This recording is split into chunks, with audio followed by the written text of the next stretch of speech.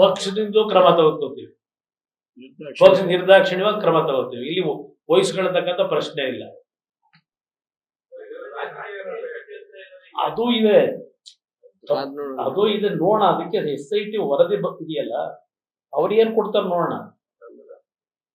ಈಗ ಅದೆಂತದ್ದು ಪೆನ್ ಡ್ರೈವ್ಗಳು ಇಡೀ ಸರ್ಕ್ಯುಲೇಟ್ ಆಗಿದೆ ಅದ್ರಲ್ಲ, ಅದೆಲ್ಲ ಹಿಂದೆಗಳು ಯಾರಿದ್ದಾರೆ, ಯಾರು ಎಕ್ಸ್ಪರ್ಟ್ಗಳವರಲ್ಲ ಕೆಲವರು.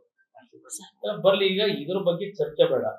SIT ರಚನೆ ಆಗಿದೆ. ನಾನು ನೆನ್ನೆನೂ ಹೇಳಿದ್ದೇನೆ, ನೆನ್ನೆಯೂ ಸಹ ಉಪ್ಪು ತಿಂದವ್ರು ನೀರು ಕುಡಿಬೇಕು ಅನ್ನೋದು ಹೇಳಿದ್ದೇನೆ. ನಾನು ಎದ್ಕಿಂತ ಇನ್ನೇನು ಹೇಳಕ್ಕಾಗತ್ತೆ? ನನಗೆ ನೋಡಿ, ನಂಬಿಕೆ ಪ್ರಶ್ನೆ ಅಲ್ಲ. ನಾನು SITಗೂ ಹೇಳ್ತಕ್ಕಂಥದ್ದು, ಸರ್ಕಾರಕ್ಕೂ ಹೇಳ್ತಕ್ಕಂಥದ್ದು, ಇದು ಪಾರದರ್ಶಕವಾದ ತನಿಖೆಗಳು ಮಾಡಬೇಡಿ. ಸಮಾಜದಲ್ಲಿ ಈ ರೀತಿ ನಡಿಬಾರದು ಅನ್ನೋದು ನನ್ನ ಅಭಿಪ್ರಾಯ. ದೇವೇಗೌಡರಾಗಲಿ ನಾನಾಗಲಿ ಎಂದೂ ಸಹ ಈ ದೇಶದ, ಈ ನಾಡಿನ ಮಹಿಳೆಯರಿಗೆ ಅತ್ಯಂತ ಗೌರವವಾಗಿ ನಡ್ಕೊಂಡಿದ್ದೇವೆ.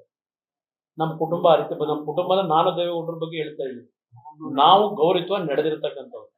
ನಾವು ಇಲ್ಲಿ ಈ ವಿಷಯದಲ್ಲಿ ನಾನು ಹೇಳ್ತಕ್ಕಂಥದ್ದು, ಲಕ್ಷಾಂತರ ಜನ ನನ್ನ ಹತ್ರ ಬಂದಿದ್ದಾರೆ ಕಷ್ಟ ಸುಖ ಕೇಳ್ಕೊಂಡು. ನಾನು ಯಡಿಯೂರಪ್ಪನವರು ಸರ್ಕಾರ ಮಾಡಬೇಕಾದ್ರೆ ಪ್ರತಿನಿತ್ಯ 10 ಗಂಟೆ 15 ಗಂಟೆ ಆ ಬಡವ ಕಷ್ಟ ಸುಖ ಕೇಳಿದ್ದೇನೆ.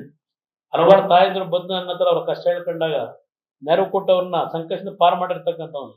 ಅದರಿಂದ ನಾವು ಮಹಿಳೆಯರಿಗೆ ಅತ್ಯಂತ ಗೌರವವಾಗಿ ನಡ್ಕೊಂಡಿರ್ತಕ್ಕಂಥವ್ರು. ಅದರಿಂದ ಇಲ್ಲಿ ಪ್ರಶ್ನೆ ಈ ರೀತಿ ಆಗಬಾರದು, ಆಗಿದ್ರೆ ಆಗಬಾರದು. ತನಿಖೆಯಲ್ಲಿ ಸತ್ಯಾಂಶ ಹೊರ ಬರಲಿ. ನ್ಯೂಸ್ ಫಸ್ಟ್, ನಿರ್ಭೀತಿಯಿಂದ ನಿಮ್ಮ ಪರವಾಗಿ.